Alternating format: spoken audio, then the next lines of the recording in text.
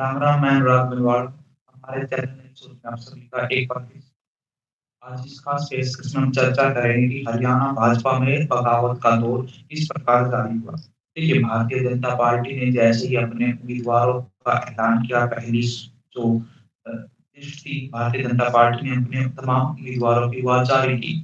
जारी करने के बाद सभी पार्टियों की तरह भारतीय जनता पार्टी के लास्ट भी था बगावत। हाँ, लाज़मी था। परंतु भारतीय जनता पार्टी तो 2014 से सत्ता में आई थी, तो उसका लगातार ये इतिहास था कि बड़े स्तर पर बगावत भारतीय जनता पार्टी के अंदर नहीं हुई। जैसा कि आपने 2024 के जम्मू-कश्मीर विधानसभा चुनाव के ऐलान के बाद भारतीय जनता पार्टी ने अपनी सूची जारी की, तो उस सूची को महज़ 2 घंटों के भीतर ही वापस ले लिया गया। वो सूची भाजपा केंद्रीय मुख्यालय जो दिल्ली का स्थित है, वहाँ से जारी की गई थी। वहाँ पर ज़्यादा बवाल होने की वजह से वापिस ले लिया गया जम्मू-कश्मीर के अंदर।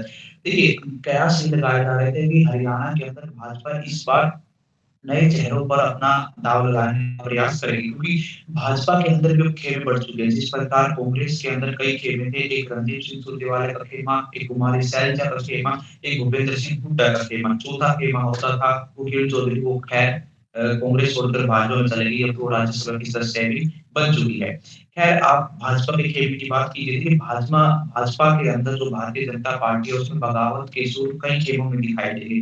पहला खेमा नायब सिंह सैनी, जो वर्तमान में हरियाणा के मुख्यमंत्री हैं, और भाजपा ने उनके चेहरे पर ही हरियाणा विधानसभा चुनाव को लड़ने का ऐलान कर दिया था। दूसरा खेमा है जो भाजपा के प्रदेश अध्यक्ष हैं, मोहन लाल भड़ौली जी। तो एक उनका खेमा हो गया, और तीसरा खेमा है जो हरियाणा के फॉर्मर चीफ मिनिस्टर रह चुके हैं, मनोहर लाल खट्टर, और वर्तमान में केंद्रीय मंत्री हैं। तो हरियाणा भाजपा के अंदर ये 3 खेमे आपको ऊपर-ऊपर तरीके से दिखाई देंगे।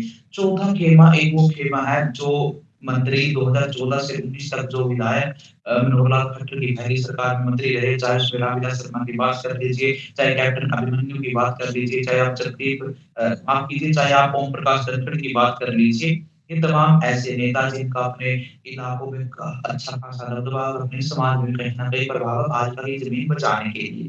खैर, भाजपा की जैसे ही सूची आई, तो सबसे पहली कांग्रेस ने तंज भाजपा के ऊपर ये कसा कि भाजपा ने तो चुनाव के नतीजों से पहले ही हार मानने का काम किया। देखिए, कांग्रेस का तंज कसना भी कहीं न कहीं उस जो भाजपा की लिस्ट आई उसके ऊपर हामी भरता है, क्योंकि देखिए मनोहर लाल खट्टर जब हरियाणा के मुख्यमंत्री हुआ करते थे, तो कांग्रेस उन पे आरोप लगाती थी कि हरियाणा का पट्टा उन्होंने बैठाने का काम किया, वो तो महज़ एक डमी सीएम की तरह काम करेंगे, ऊपर से हरियाणा को कोई और ऑपरेट कर रहा है। वैसे ही जैसे मनोहर लाल खट्टर हरियाणा को छोड़ के चले, वो केंद्र में अपनी ज़िम्मेदारी उनकी पार्टी ने तय की, इसके बाद नायब सिंह सैनी को बनाया गया, तो नायब सिंह सैनी को भी डमी सीएम कहा गया कि मनोहर लाल खट्टर के इशारों पे काम करते हैं।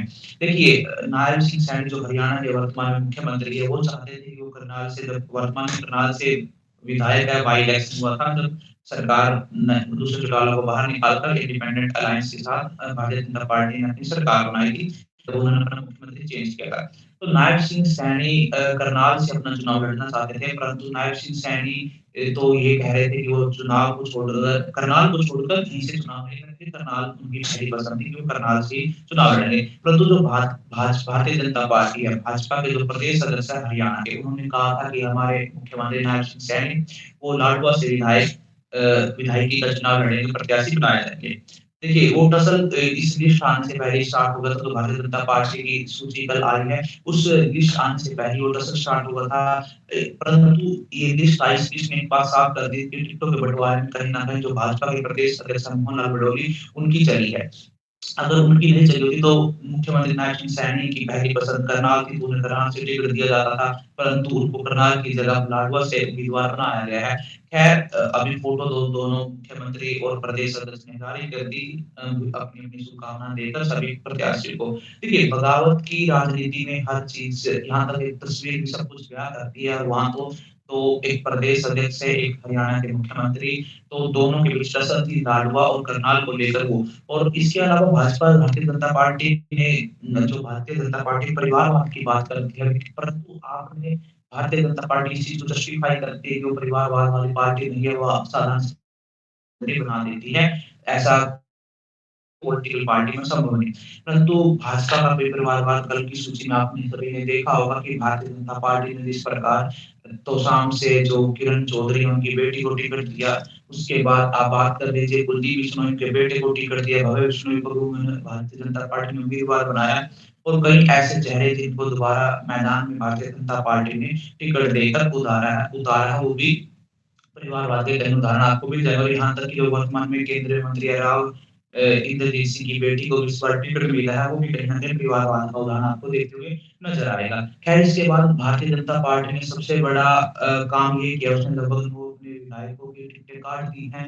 इसमें मंत्री भी शामिल है, तो 2-3 मंत्रियों को भी टिकटों का काटने का भारतीय जनता पार्टी ने किया है। इसमें प्रमुख चेहरे हैं वो रणजीत चौटाला का राजनीतिक टिकट काट दिया गया है। रणजीत चौटाला हरियाणा के पूर्व मुख्यमंत्री और जो ओपी चौटाला उनके सगे भाई हैं और दाऊद देवला जो हरियाणा के मुख्यमंत्री रहे, भारत के प्रधानमंत्री बने उनके बेटे हैं। रणजीत चौटाला पहले कांग्रेस में होते थे, परंतु वो फिर इंडिपेंडेंट चुनाव उन्होंने 19 में लड़ा, वो जीते और दुष्यंत चौटाला और जो भारतीय जनता पार्टी गठजोड़ की सरकार बनी उसमें वो कैबिनेट मंत्री भी रहे।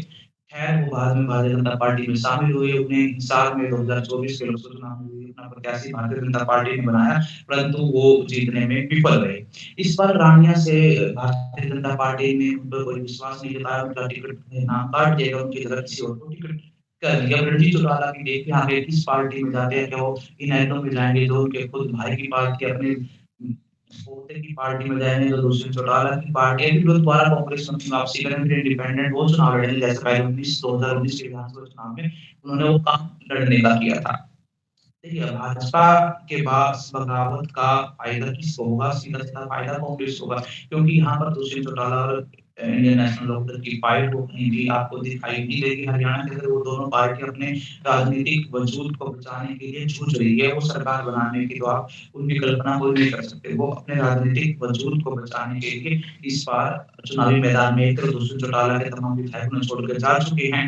वो उनकी माता जी एकमात्र एक विधायक अमरजीत टांडा उनके साथ हैं।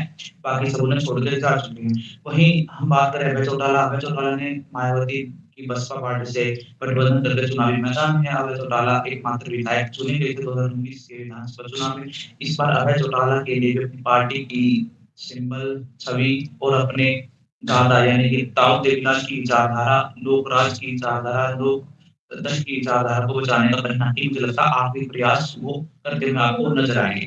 दूसरा कांग्रेस देखिए हरियाणा के अंदर फाइट दोनों पार्टियों के बीच में भाजपा और कांग्रेस। देखिए कांग्रेस के पास इस बार कहीं न कहीं सहानुभूति की लहर है लगातार 10 साल से कांग्रेस भारतीय जनता पार्टी से हार चुकी थी हरियाणा के अंदर। अभी 10 साल से पावर से बाहर, सत्ता से बाहर कांग्रेस हरियाणा के अंदर। कांग्रेस के लिए संजीवनी बनने का काम कहीं न कहीं जो भारतीय जनता पार्टी के टिकटों का बंटवारा Congress just wait and watch की स्थिति में थी। कांग्रेस पहले ही चाहती थी भारतीय जनता पार्टी की लिस्ट आए, उसकी लिस्ट आने के बाद वो अपने उसके अनुरूप अपने जो उम्मीदवार हैं उनके ऐलान किए करें। देखिए कांग्रेस के पास इस बार गुटबाजी को रोककर सबसे ज़्यादा कांग्रेस में फॉर्मूला तय किया गया कि जो जिताऊ कैंडिडेट हो उनकी टिकट उन्हें दी जाएगी, ना कि गुटबाजी को लेकर हुड्डा रणदीप और कुमारी सैलजा की सिफारिशों को टिकट दी जाएगी। टिकट उन्हें मिलेगी जो जिनके जीतने की संभावना ज़्यादा होगी। जिसने स्क्रीनिंग कमेटी के द्वारा कई लोगों के प्रस्ताव नाम हुए, फिर आगे सीडब्ल्यूसी की मीटिंग में और आखिरी वोट उनके आलाकमान मल्लिकार्जुन खड़गे, राहुल गांधी और सोनिया गांधी तय करेंगे।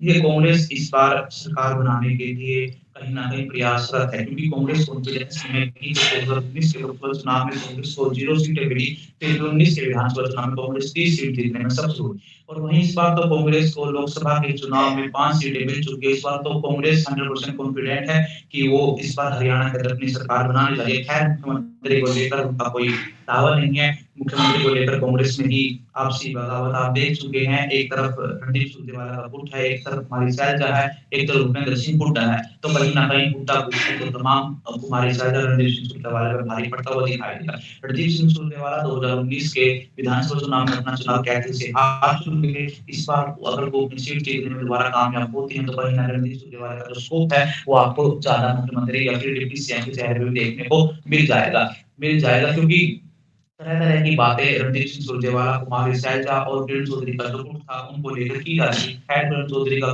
जाने से वो गुट टूट चुका है, परंतु कुमारी सैलजा अपने आप को सीएम पद का दावेदार मानती है, रणदीप सिंह सुरजेवाला खुद को सीएम पद का दावेदार मानते हैं और उसके बाद भूपेंद्र सिंह हुड्डा तो मानते ही जब वो 2 बार हरियाणा की कमान सँभाल चुके हैं। खैर जब 5 अक्टूबर को हरियाणा के अंदर वोटिंग होगी, अभी तो कांग्रेस की लिस्ट आनी भी बाकी है। जैसे भाजपा में कहीं न कहीं बगाव देखने का दौर मिला है, ऐसा ही दौर कांग्रेस के अंदर भी आपको देखने को मिलेगा। जिन उम्मीदवारों को टिकट नहीं मिलेगी, वो कांग्रेस छोड़कर भाजपा का समर्थन करेंगे, फिर अन्य किसी पार्टी का समर्थन करेंगे। अभय चौटाला और दुष्यंत चौटाला कहीं न कहीं वेट एंड वॉच की स्थिति में वो भी नज़र आएँगे कि जो इस पार्टियों से नाराज़ नेता है, कहीं न कहीं उनके कैंडिडेट अपनी पार्टी में लाकर उनको टिकट देकर जिताने का काम करेंगे। क्योंकि कांग्रेस के पास इस बार बहुत उम्मीदवार हैं। कांग्रेस की एक कहीं न कहीं कांग्रेस के जो समर्थक है, कार्यकर्ता उनको लग रहा है कि इस बार कांग्रेस की सरकार बनने जा रही है, तो तमाम उम्मीदवारों में जो तमाम उम्मीदवार अपने टिकट चाहते हैं, तो कहीं न कहीं हर सीट पर उनके पास 25 से 50 उम्मीदवारों की संख्या आपने देखने को मिली। दुष्यंत चौटाला की बात करें तो उनका चंद्रशेखर आज़ाद की पार्टी से गठबंधन है। वो क्या खेल करते हैं तो आने वाला समय बताएगा, परंतु हरियाणा के अंदर कई प्रकार के राजनीतिक दल आपने देखे। एक संभावना ये जताई जा रही है कि हरियाणा में किसी पार्टी को बहुमत नहीं मिलेगा। दुष्यंत चौटाला, अभय चौटाला ये तमाम राजनीतिक दल, क्षेत्रीय दल मिलकर कहीं न कहीं हरियाणा की सरकार तय करने का काम करेंगे। परंतु एक हालिया ही आंकलन से इतना कह सकते हैं कि हरियाणा के अंदर जो सीधी फाइट होगी, वो भाजपा और कांग्रेस के बीच होगी। दुष्यंत चौटाला, अभय चौटाला इस फाइट में आपको दूर-दूर तक नज़र नहीं आएँगे। खैर ये तो 5 अक्टूबर को जो हमारा वोट पड़ेंगे हरियाणा के अंदर और 8 अक्टूबर को नतीजे आएँगे, तब साफ हो जाएगा कि हरियाणा का जो ताज वो किसके सर सजेगा। भाजपा की गोली में तीसरी बार सत्ता जाएगी, फिर कांग्रेस 10 साल का वनवास काटकर सत्ता में आएगी, फिर या फिर जो रीजनल पार्टी हैं अभय चौटाला और दुष्यंत चौटाला क्या फिर वो किंग मेकर बनने का काम करेंगे, तो आने वाला समय बताएगा। हमारे इस वीडियो में जुड़ने के लिए आपका बहुत स आप सभी का बहुत-बहुत धन्यवाद। इस वीडियो में बस इतना ही, देखते रहिए नई सोच। धन्यवाद।